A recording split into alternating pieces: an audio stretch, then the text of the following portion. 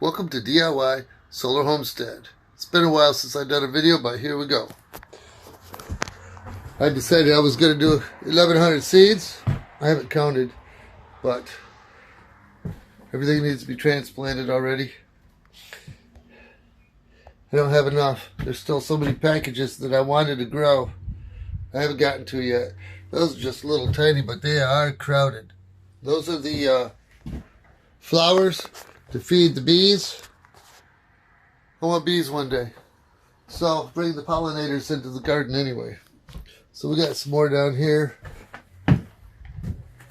Stand back a little bit, but yeah, we got clusters. They need to be separated, all in due time. Short and sweet, and we'll see you soon. I got a whole bunch of more trays I want to do and get ready. I still have the community garden and 6 plots here, and you have a beautiful day.